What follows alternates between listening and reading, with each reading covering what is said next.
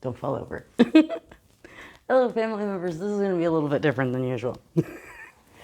So, I was just sitting around enjoying life as I do when this video came up on YouTube. And it's a Daily Show interview of Scott Galloway. Now, Scott Galloway is someone I've talked about before, and I'm going to play a little quote from him. This is how I became aware of this guy's existence. I think, unfortunately, we're evolving a new species of asexual, asocial males. And they're the most dangerous people in the world. Very dangerous. Because the most dangerous people in the world, asexuals. I was like, oh, yeah, that's great. You know, ace people do not have enough problems already being acknowledged as part of the queer community, of having any sort of like respect in society, especially if you're aromantic like me. And so I learned more about this guy and was like, this guy is terrible. And I made a video about it and some like shorts and TikToks about it. And I moved on with my life. But now he's popping up again. He's got a new book out. It's not just the Daily Show that's had him on. It's a lot of people that's had him on. There's just so much in this interview that I have to unpack. So I'm going to do, I guess, my very first React video ever. We'll see how this goes. And because I'm poor and I don't have a computer, I have a phone and a tablet and some smart TVs. This is how I'm going to do it. So apologies in advance for how janky it's going to be, but there's a lot. There's a lot to unpack here. Now, I will say, it's not like every word that came out of this man's mouth is horrible. And it's also not at all that I think that he's like evil or mean. He's just a bigot who doesn't understand that he's a bigot. And he's really apparently a very good writer, well-spoken, knows how to turn a phrase. Although if you see his media appearances, he has a lot of canned lines that he just likes to repeat over and over again. I don't know. That says something to me. Anyway. Kimmy. My dog wants attention. I don't know why. Babe, go do something. She's going to annoy me. All right. Well, at least she's not barking. Okay. So let's get started. I'm just going to play stuff here on the TV. Hopefully you'll be able to hear it reasonably well. Let's see how this goes. Let's give it a shot. Nope, not being a man. I was expecting opening this thing up and seeing just doodlings of dicks, but there's words in here. What are you telling me about being a man?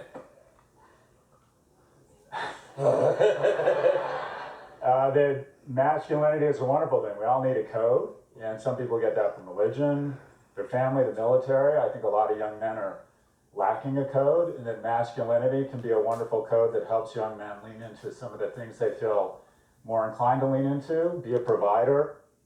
I think probably if you're queer, you already get where I'm going to be going with this, just from that little introduction.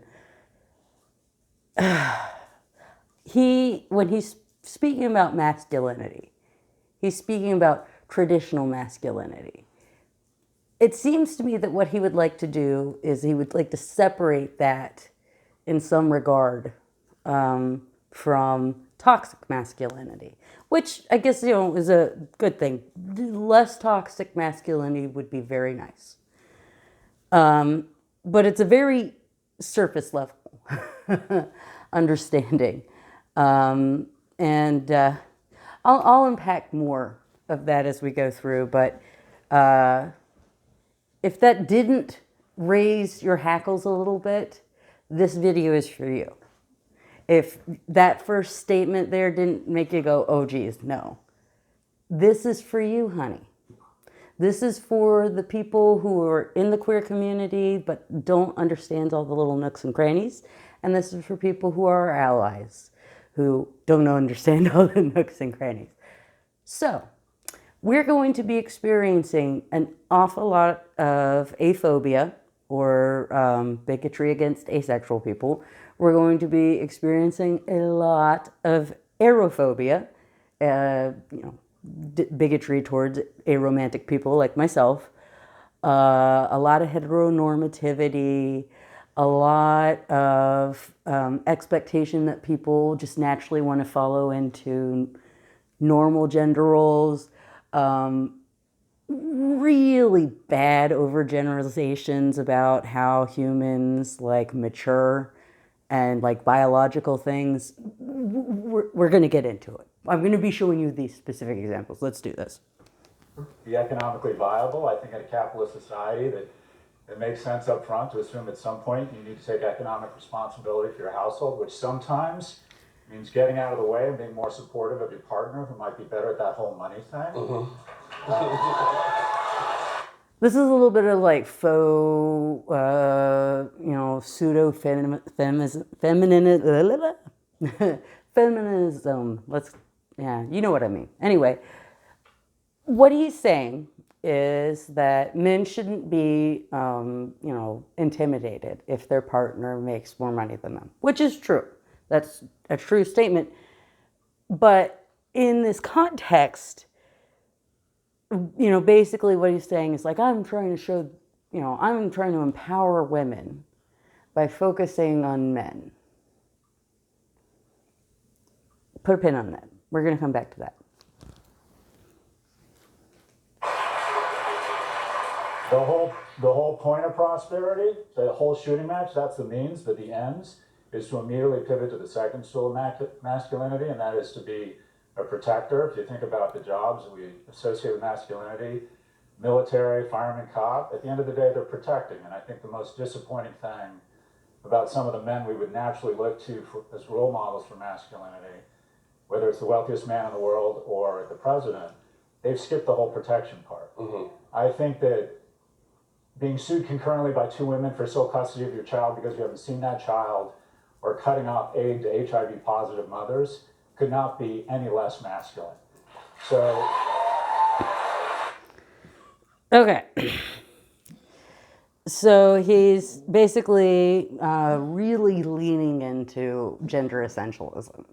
He's assuming that all men want to take up that protector role in a monogamous relationship.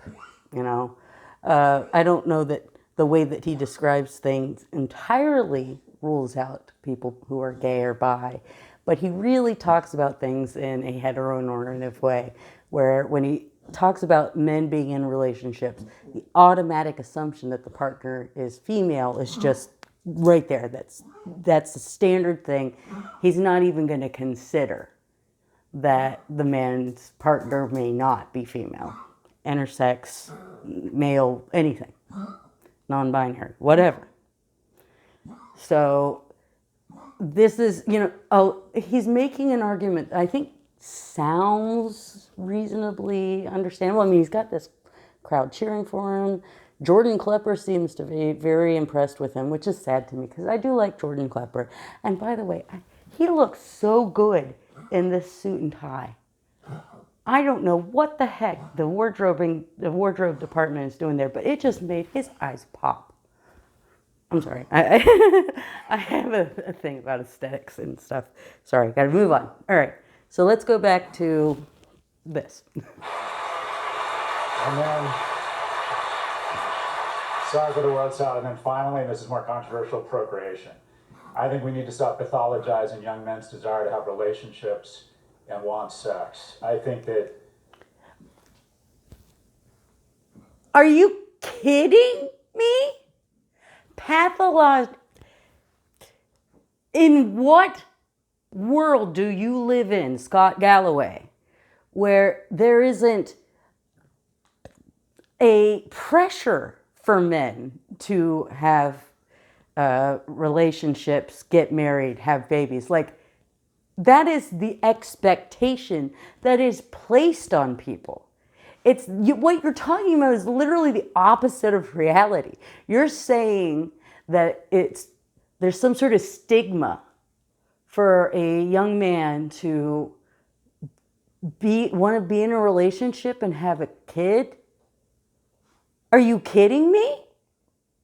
It is so degrading being a childless single person in this society. Try it, Scott Galloway. I know you haven't. You have a wife and you have 2 children. You know what it is like to live in this society as a heterosexual, you know, romantic allosexual, meaning that you do feel sexual attraction and you do feel romantic attraction. But let me tell you something, Scott Galloway. There are people who do not. Just because you are asexual, just because you don't have a desire to have sex, or just because you are aromantic and you don't have a desire to have a relationship, a romantic relationship, does not mean you are not an important part of your community, that you can't have a fulfilling and happy life. There are people who are suffering because they have been given so many challenges from this society that refuses to fund all of the wonderful programs that he's going to talk about that made his life so great. You know, our education systems are falling apart. Everything is falling apart. In what world do young men have the time and energy to be all the things they're expected to be? And the idea that they're afraid that it makes them look bad, just express a desire for sex and relationships would stop any man from being in a relation. Wild.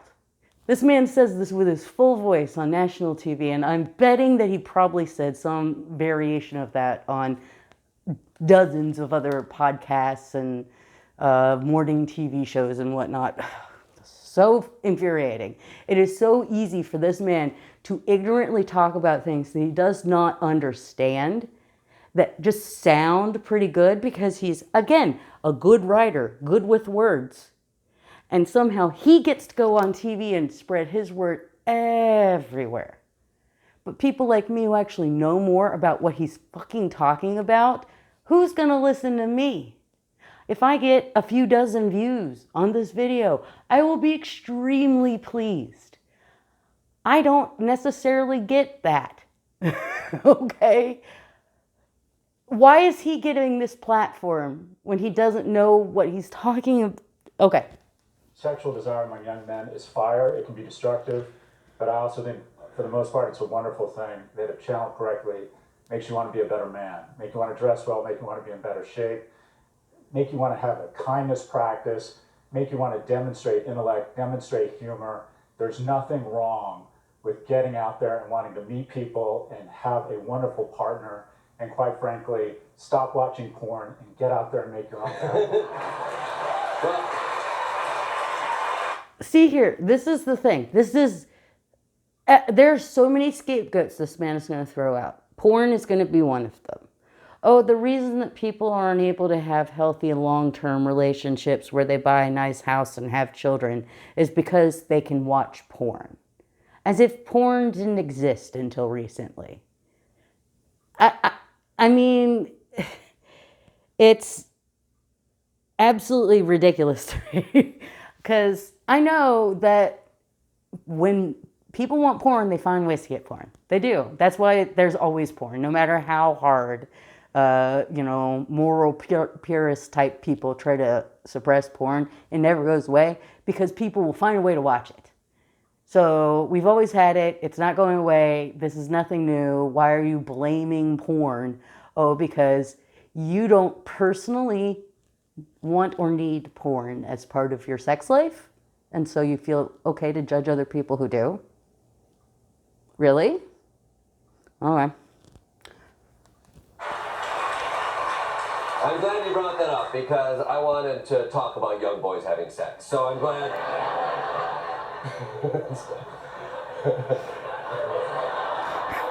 I was looking for a segue. It was like, as an older man, how do we talk about teenagers having sex? And you gave it to me right there on the platter. Now that is a gentlemanly thing to do. You're welcome. You do talk about this, though, that there's a crisis right now of young boys. Mm-hmm. There's a wild stat that I didn't believe when I read it.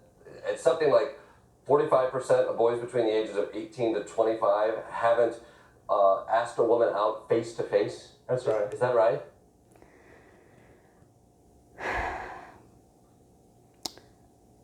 When you are asexual, aromantic, demisexual, demi-romantic, meaning that you only feel sexual or romantic attraction after a deep connection has been made, it is not uncommon to not have any real interest in trying to date until you get much older. Okay? Because it's not something that you necessarily feel the need to have the way allosexuals and alloromantics do, you don't necessarily feel pressure to do it at a young age. I mean, I want you to think about the young people you know in your life. You probably know some young kid who was in a relationship, super serious relationship, from the time they were like 7th, 8th grade, that maybe lasted a few years, maybe continued. Those type of people exist, that their desire to have a romantic or sexual relationships is something that they feel quite young. But they're not representative of everybody. My mom and dad met when my mom was 15 and my dad was 17. I think, maybe 16, somewhere in there. He wasn't much older than her. They're together still, and they're in their 70s. People like them exist. But people like me exist too. I have never wanted a romantic relationship. And I didn't really seriously even attempt to have relationships until I was in my like 19, 20s. That's the only time that I really tried that. Because I felt like I had to, because I only had ever seen heteronormativity everywhere, and I didn't know that you could be aromantic, even though I was, and am, and there are a lot of other people like me who just are pleased as punch not to have a relationship. I mean, if you look through history, there's a lot of people who didn't ever get married, and people just, they just explain it away. Whatever, they were just kooky and weird. No, they're queer. They're queer, and you didn't have words for them. And so you just, I don't know, glossed over it in your mind. All right, back to this. That there is we find these kids and these who aren't interacting with other folks. Everything is online there. Is this what you're seeing? Is it part of the reason you wanted to write a book like this? 1 in 7 men are called NEETs. They're not in education, they're not employed, and they're not in training. Effectively, you have the deepest pocketed companies in the world who represent 40% of the S&P who have one mission, and that is to sequester you from your family. And the way they do that is, we used to think sex sells. We figured out there's something that sells better than sex, and that's rage. So you have a group of young men whose prefrontal cortex doesn't catch up to a woman until it's 25, is looking for that immediate dopa, and they think, Gender essentialism again. Also, rampant generalization about human physiology. Not all people's bodies mature at the same rate. I've known women who got their periods when they were like 11, and women that got their periods at like 17. For him to just confidently say, well, up to this point, no man has a brain that's at the same level as a woman, is just bunk science. He doesn't know what he's talking about. This is what I'm saying. This man is so ignorant, and yet he's very confident in the way that he talks. It's very interesting to me.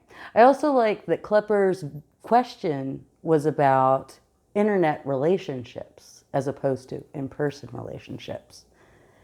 And that's really infuriating to me, because that's incredibly ableist.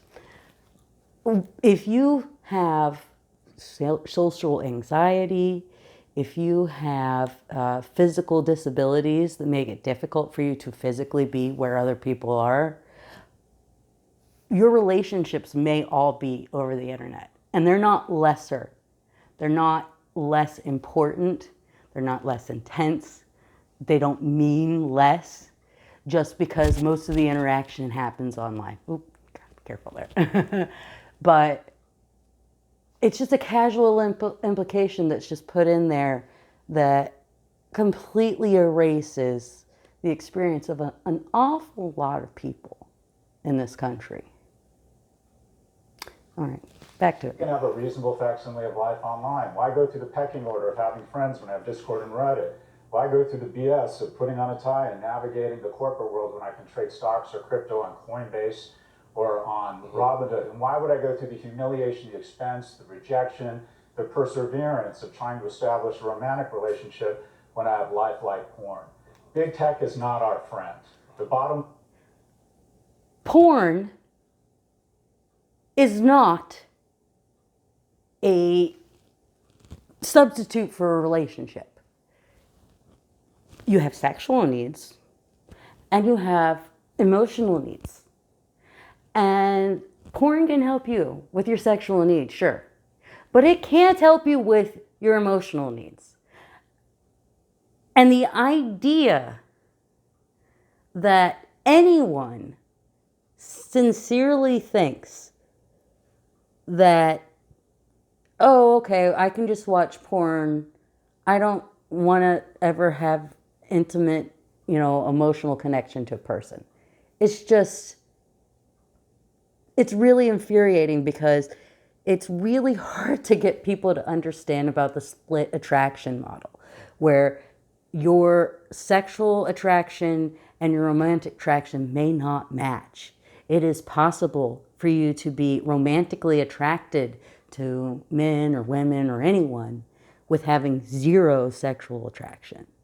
It's also possible to have sexual attraction and zero romantic attraction.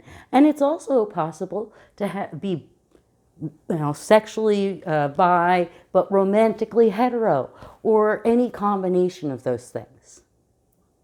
But this is so deeply ingrained that sex and romance are the same thing, and that everybody treats them the same. And that's not true. It's erasing aromantic people completely.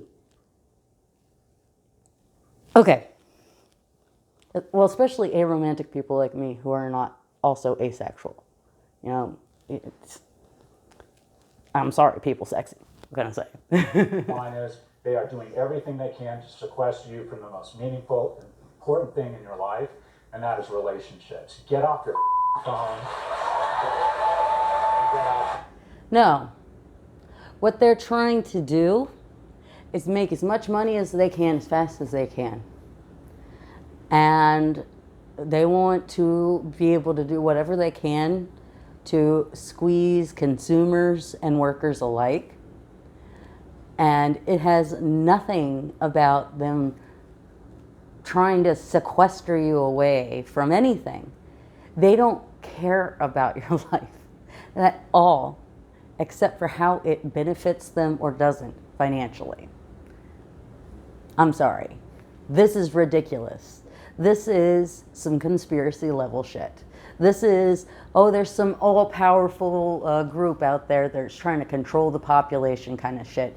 And Jordan Klepper is here lapping it up with a cheering crowd.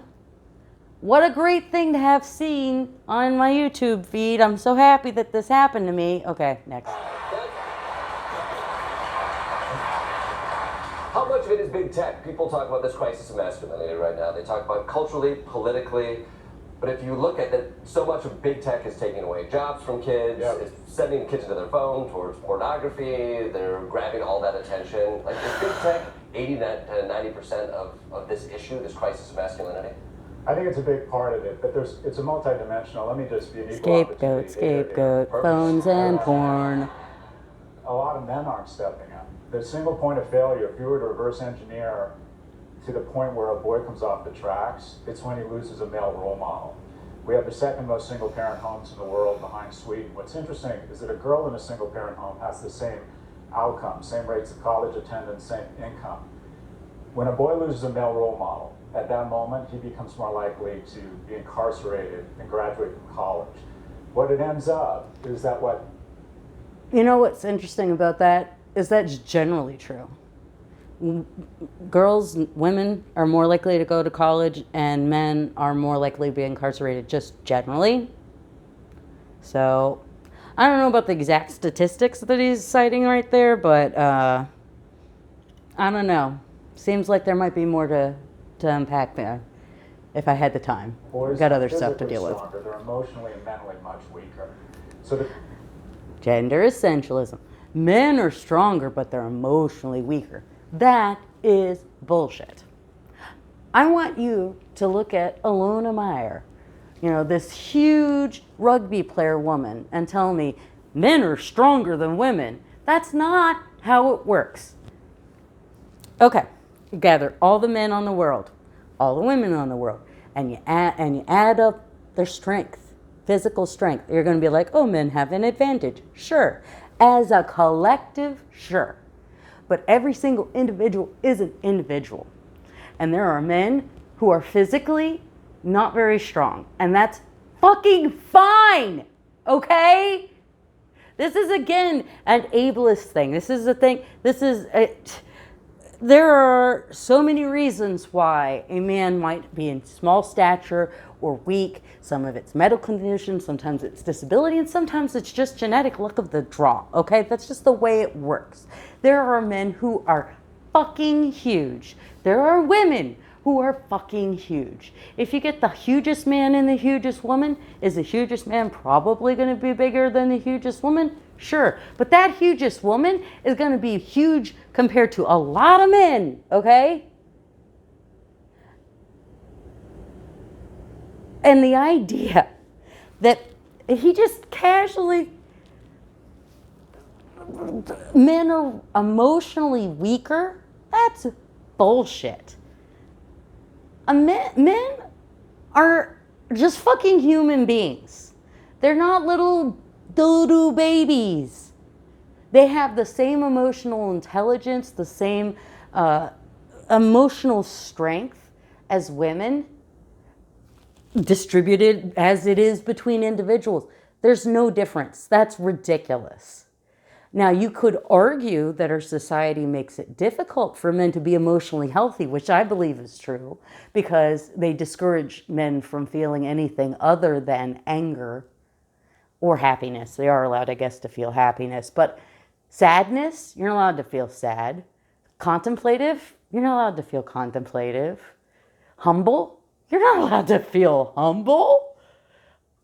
Vulnerable? How dare you even suggest that? That you could say is a problem. But that's not something related to some sort of physiological difference between men and women. That is a problem that our society has. That is a problem with the way that we socialize as individuals in this society. Okay, all right, I got to get back to this or I'll run out of time. The reality is the men of my generation who have registered more prosperity than any generation in history have a debt. And one of the things we need to do is get more emotionally involved and physically involved in the life of a boy that's not ours. That is the ultimate expression of masculinity. And unfortunately, men aren't stepping up. There are 3 times. I want you to think about what he just said there. He said that the most important thing that a person can do is have a healthy romantic relationship. But then he also said the most important thing a man can do is have a relationship with a young boy that he's not related to. Which is it? As many women applying to be big sisters in New York as there are men applying to be big brothers. Some of that is this unfortunate taboo from the Catholic Church and Michael Jackson that if you have paternal or fraternal love to give, you feel self-conscious about taking an interest in a young man's life. But young men... I've heard this guy say this in other places too. He definitely is a big believer in what he just said. And it is complete bullshit. Why don't men volunteer? Because society trains them to think that being vulnerable is bad. And if you're volunteering, you're helping people who are weak. And why would you do that? It's survival of the fittest. might makes right, right? That's the reason why men do not humble themselves and involve themselves in charity. They look down on that as like women's work, okay? They also look down on like teaching and other types of service jobs. And he's going to go on in a little bit here to talk about how there needs to be more men teachers. Sure, I agree. You know what? Pay them. Huh? I know a lot of people who work or worked in school systems that have fled like crazy because they're horrible. So, make it a profession that is considered respectable by paying them and treating them like a valuable part of society and admiring them more than you admire cops or firemen or whatever big tough jobs you were talking about earlier. Come on. Men are everywhere. And if you think, well, I need to be a CEO or an adolescent psychiatrist, trust me on this as someone who mentors young men. It is so easy to add value. Why are you moving to Alaska? No, you can't survive on creatine and pineapple juice. It is so easy to add value. And if we want better men, we have to be better men. Get involved in a young man's life. It's not terrible advice. It's just, very gender essentialist and shallow. I actually have to do something in this situation, right? Oh, you're a dad. You got a 5-year-old. I have a 5-year-old. And actually, you brought something up in here that resonated. You talk about male teachers. Mm-hmm.